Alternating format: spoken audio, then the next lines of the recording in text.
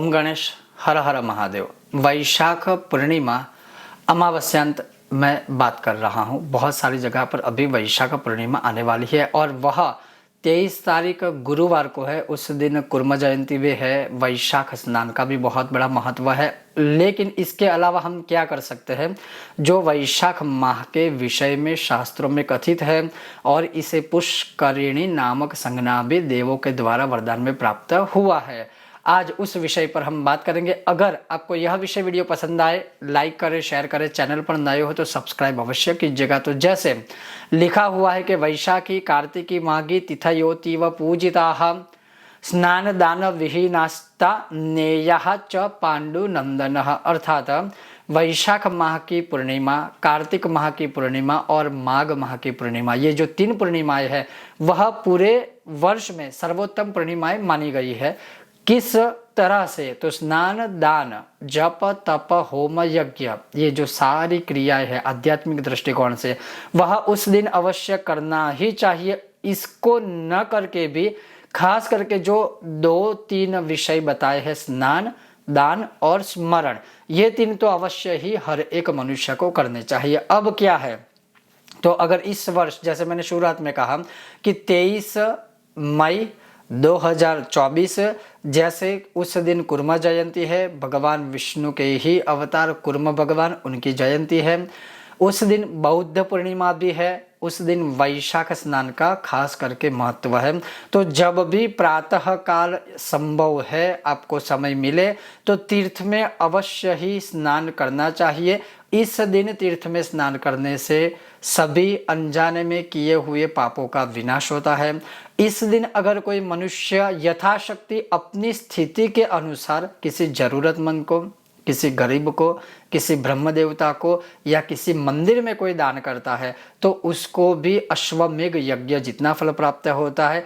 इसके अलावा उस दिन जैसे आप माधव नाम का स्मरण कर सकते हैं, मधुसूदन नामक स्मरण कर सकते हैं, या फिर इसके अलावा अपने इष्ट देवता का मंत्र। लेकिन वैशाख माह में विशेष रूप से जो बताया है कि श्रीमद् भगवत गीता के किसी भी अध्याय का पाठ या श्रीमद् भागवत महापुराण के किसी भी अध्याय का या फिर एक श्लोक का भी स्मरण या पाठ कर सकते हो, या फिर सर्वोत्तम सबसे श्रेष्ठ जो उत्तम है श्री विष्णु सहस्त्र नाम से शंख में दूध भरकर भगवान विष्णु के किसी भी स्वरूप के ऊपर अभिषेक करना, ये 3 पुष्करिणी संज्ञाओं में दिया हुआ है। लेकिन पूर्णिमा के दिन अगर कोई यह करता है तो ऐसा कहा जाता है कि प्रतिदिन प्रतिपदई प्रतिदिन और हर एक कदम पर जैसे अश्वमेघ यज्ञ किया गया हो उसका जो फल प्राप्त होता है वह फल प्राप्त होगा अगर कोई मनुष्य विष्णु सहस्त्र नाम बोलते हुए, जपते हुए, पाठ करते हुए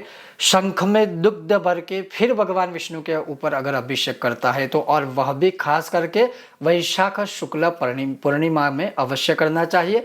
जैसे मैंने शुरुआत में स्पष्टीकरण दिया था कि कई जगहों पर अमावस्यांत ही गिना जाता है, तो बहुत सारी जगहों पर वैशाख पूर्णिमा अभी 23 तारीख गुरुवार को होगी और बहुत सारी जगहों पर पूर्णिमांत माह की गिनती की जाती है। तो आप जिस प्रांत में उस हिसाब से कर सकते हैं। लेकिन मूल रूप तो यही है कि इसमें भक्ति भाव तो है ही, तो भक्ति या भजन कीर्तन स्मरण करने से कोई दोष नहीं लगेगा, वो चाहे पूर्णिमांत हो चाहे वो अमावस्यांत हो। तो इस वैशाख पूर्णिमा में अवश्य यह चीज करें। इसके अलावा भगवान विष्णु के सामने एक गौ माता के घी का दीपक प्रज्वलित करें।